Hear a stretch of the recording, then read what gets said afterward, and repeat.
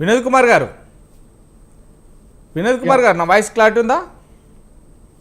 ఉంది ఉంది. రైట్. ఇప్పుడు చూస్తున్నాం కదా, ఏదైతే మూడు పార్టీలో చిన్న అంతర్గత వ్యవహారాలకు సంబంధించి కావచ్చు, లేదంటే అందులో ఉన్నటువంటి కొంతమందికి సంబంధించి, ఏదైతే రాజగోపాల్ రెడ్డి గారికి సంబంధించి నాకు మంత్రి పదవి లేదని ఒక తంత అయితే, ఇక రాజాసింగ్ది మాత్రం తాను గతంలో సస్పెండ్ చేసినా కానీ మళ్ళీ తీసుకున్న తరుణంలో మళ్ళీ ఇతను కూడా ఏదైతే రాజీనామా చేయడం జరిగింది. కానీ మళ్ళీ తీసుకుంటాము అనేది అంటే మళ్ళీ తీసుకుంటామనేది ఒక మాట మాత్రం ఏర్పడుతుంది. కానీ అక్కడ ఏదైతే ఆ సిటీ లోపల అతను గెలవడానికి కావచ్చు, అతను పనిచేయడానికి కావచ్చు, ఏదైనా ముక్కుసూటిగా వెళ్ళే రాజాసింగ్కు ఇలాంటి వ్యక్తులు అంటే పార్టీ మాత్రం నెంబర్ 1 అని చెప్తున్నా కానీ తెలంగాణ రాష్ట్రంలో ఉన్న నాయకుల పట్ల మాత్రం మీరు చూసిరండి ఎవరిని ఎదగనీయట్లేదు అనేది వస్తుంది. అంటే తెలంగాణలో నాయకులు ఎదగనీయట్లేదా, లేదంటే కేంద్ర నాయకులకు అనుసంధానమై ఎదగనీయట్లేదా అనుకోవచ్చా? అంటే కేంద్రం కూడా ఎప్పుడైనా రాష్ట్రాల నివేదిక మీదనే ఆధార ఉంటుందండి. కేంద్ర పార్టీలు కూడా డైరెక్ట్ నిర్ణయం తీసుకోవు. పూర్తి స్థాయిలో డైరెక్ట్ నిర్ణయం అనుకుంటే పార్టీ కొలాప్స్ అయిపోతుందని వాళ్ళ రాష్ట్ర నివేదికలను బట్టి ఆ రాష్ట్రాల నివేదికల రాష్ట్ర నాయకులతో చర్చించిన తర్వాతనే నిర్ణయం తీసుకుంటారు. అంతేగా పూర్తిగా డైరెక్ట్ రాజాసింగ్ నివేదిక ఆధారంగా రాష్ట్రం వాళ్ళకు ఆ పార్టీ సిస్టంలో నివేదికలు అవన్నీ కూడా ఉంటాయి. సిస్టమ్ అనే ఉంటుంది. ఏదైనా వాళ్ళ పార్టీ యొక్క ఇష్టాన్ని పడుతుంది. సో కాకపోతే ఒక ఐడియాలజికల్ పార్టీలో ఆ రాజాసింగ్ లాంటి పార్టీ దూరంగా అనేది వాళ్ళకే నష్టం అనేది ఎందుకంటే సిద్ధాంతపరమైన పార్టీలు వేరు, సిద్ధాంతపరంగా ఉండకుండా ఉండే పార్టీలు వేరు. సిద్ధాంతపరమైన పార్టీలు దేశం కోసం, ధర్మం కోసం అని చెప్తున్న విధానాలు ఏవైతే ఉన్నాయో ఆ విధానాల్లో కొన్ని లోపాలు ఏమైతే జరుగుతున్నాయి అనే దాంట్లో రాజాసింగ్ చేస్తున్న ఆరోపణలు ఉన్నాయి. ప్రధానంగా ఏంటంటే ఆధిపత్య వర్గాలు, వాళ్ళ కొంతమంది స్వార్థపరులు పార్టీని ఎదగనీయడం లేదు, వాళ్ళ డబ్బుకు అమ్ముడుపోతున్నారు, వాళ్ళు లాలు పడుతున్నారు కాబట్టి పార్టీ అధికారం రాకుండా పోతుంది అనేది ఆయన చేసే ఆరోపణ.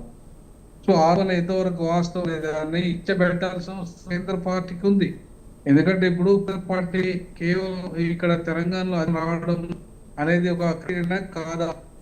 మరి అట్లాంటప్పుడు కేంద్రంలో తెలంగాణ రాష్ట్రంలో అధికారంలోకి రాకుండా పర్వాలేదు అనుకుంటే మొన్న ఎంపీలు గెలిచినంత మాత్రాన లేదా ఎమ్మెల్యేలు గెలిచినంత మాత్రాన బీజేపీ అధికారంలోకి వస్తారని చెప్పలేము. కాబట్టి ఇవాళ బీజేపీకి అన్నిటి రావడానికి బీఆర్ఎస్ సరెండర్ అయిందా, కాంగ్రెస్ సరెండర్ అయిందా, లేకపోతే ఏం జరిగింది లోపల అంతర్గత సింగ్ ఆరోపిస్తున్నట్టు కొంతమంది సరెండర్ అయ్యిండ్రా అనేదాన్ని పార్టీ ఒక జాతీయ పార్టీ, అది మామూలు ఏమో పార్టీ కాదు. అందులో ఇంకోటి ఏంటంటే ఆ పార్టీ ఇప్పటి వరకు దాదాపు 25 రాష్ట్రాలలో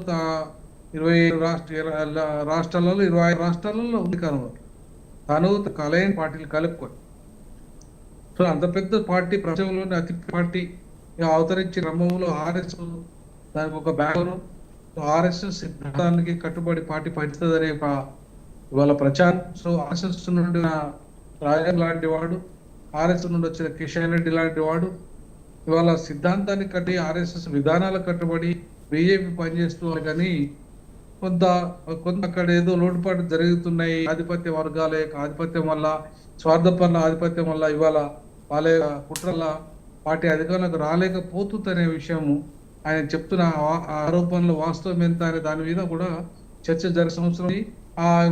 ముఖ్యంగా ఏంటంటే బడుగు బలహీన వర్గాలకు బీజేపీ పెద్దపీట వేస్తుంది ఉత్తరాదిలో. ఇంతకుముందు మిత్రులు చెప్పినట్టుగా గతంలో బండి సంజయ్ అధ్యక్షుడు ఉన్నాడు, తర్వాత వారున్నారు, మా గవర్నర్ దత్తాత్రేయ గారు అధ్యక్షులు ఉన్నారు, లక్ష్మీ అధ్యక్షులుగా ఉన్నారు. సో పార్టీ బీసీలకు పెద్ద ప్రాధాన్యత ఇచ్చింది, ఇదనే సమస్య కాదు.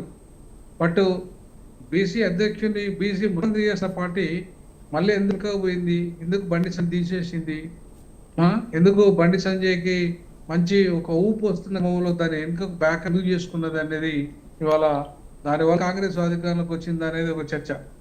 సో కాబట్టి ఇవాళ బీజేపీతో కావాలని కొన్ని విషయాలలో సరైనపోతుందా రాష్ట్ర నాయకత్వం అనే దాంట్లో కొంత చర్చ జరగాల్సిన అవసరం ఉంది.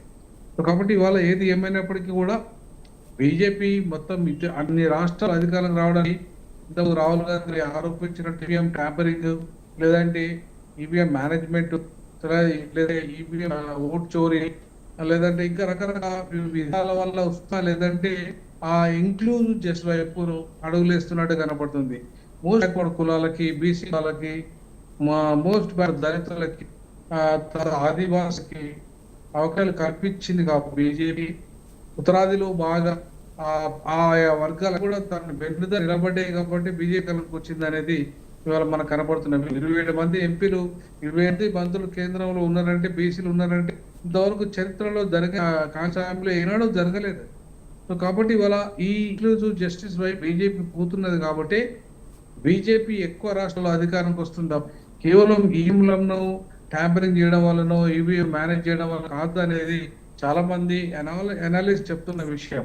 ముఖ్యంగా కొంత ఇంటెలెక్చువల్ విభాగం దాని మీద పెద్ద ఎత్తున అంటే దేశంలో ఇంతవరకు మీరు అవార్డ్స్ కూడా, పద్మశ్రీ అవార్డ్స్ కూడా చాలా కామన్ మ్యాన్స్ కూడా ఇచ్చారు. అంటే ఎక్కడ కూడా ఇంతవరకు కాంగ్రెస్ అసంతృప్తి లేకుండా ఉండే, కానీ బీజేపీ వచ్చిన తర్వాత వాళ్ళు ఎవరు పాపం తెలియదు. కనీసం ఎయిర్ టికెట్ పెట్టుకుని రాలేని పరిస్థితుల్లో, ట్రైన్ టికెట్ రాలేని పరిస్థితుల్లో కూడా ఆ కళాకారులకు అలాంటి మేధావులను రచనలను గుర్తించి పద్మశ్రీలు, పద్మభూషణ్ అవార్డులు కూడా ఇచ్చిన చరిత్ర బీజేపీకి ఉంది.